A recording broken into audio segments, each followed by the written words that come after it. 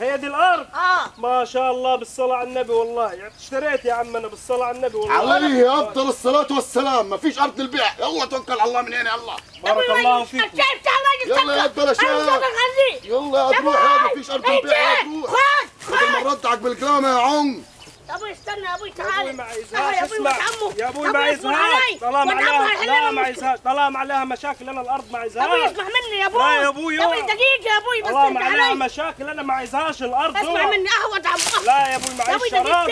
لا يا طالما عليها مشاكل يبقى بارك الله فيك. لا انا هحل لك المشكلة دي. هديلك مصفية. لا عليها مشاكل ما عايزهاش الارض. يا ابوي اهوت عمو. لا يا ابوي ينفع كده اللي بيعملوا معايا حساب؟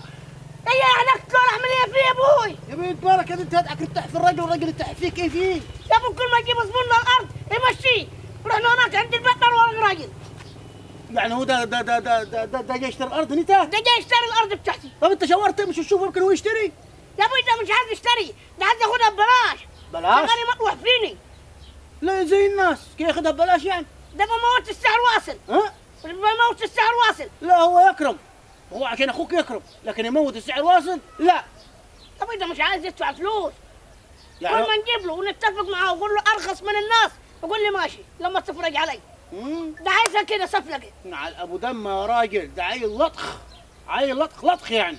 ده زبون ال20 ده اجيبه وبرضه مشي ويطير وراه. طب عارف كيف بقول لك راجل يجيب يشرب الشاي بيقول ايه؟ بيقول له قوم من هنا بدل ما ردعك كلامك. شايف راجل طالع زعلان ازاي؟ لا طب يقول لي يقلب على الناس هو. طب ينفع كيف؟ طب تقدم كده معاي؟ تقدم معاي. انا لو قدمت هناك همسك في زمارة رقبته اطلعها في يدي وازمر بيها. اطلع بس بلا تمسك في زمار. طب لا تمسك. انت عارفني انا عيل مر. ما طيب يا عم المر. ماشي يا عم. اطلع يا راجل. تعال اتفضل عم سمير تعال. طب انت دلوقتي اللجنه لما جت كسرتكم مش فصلت؟ هي دي. مش فصلت حدك من حد. ما انت جنبي على طول اهو. ايوه انا جنبك هنا. الحد بتاعي. طب انت ليه عايز تبيع ولا دلوقتي؟ هو حد لقى ارض دلوقتي حبيبي عشان يبيع؟ يا ابوي والله ظروفي زي الزفت. معايا البنت عايزه تعمل عمليه عايزه لها 30,000 جنيه لوحديها. تمام. ومعايا انا لسه عايز اسكت ولسه عايز اعمل عايز بيت لعيالي زي الناس بدل ما قاعد في الايجار. مزنوق يعني؟ مزنوق على اخر والله.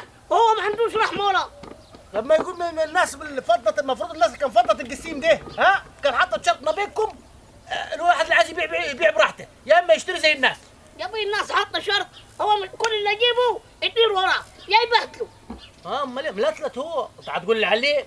هتقول لي؟ ده لك مش عارف ايه يعمل معاني. هتشتري من الارض دي جنب ارضك وما شاء الله دمها كلها على بعضها. تفتح عليه فواتح انت.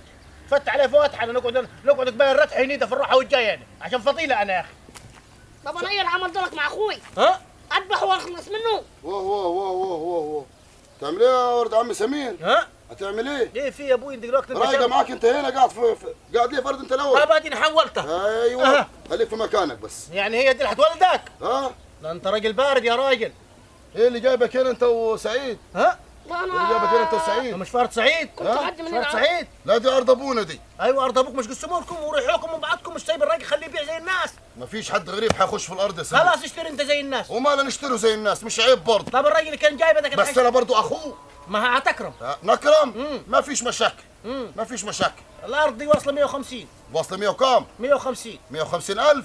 تكرم انت في 1000 تبقى 149. ده مين قال الكلام ده؟ انا. لا في قانوننا احنا 30,000 جنيه. 30,000 جنيه؟ من 150 توصل 30,000 جنيه. ليه ما بس كان عاجبك. مولود على 6 مرات انت؟ على 7 مرات على 8 مرات.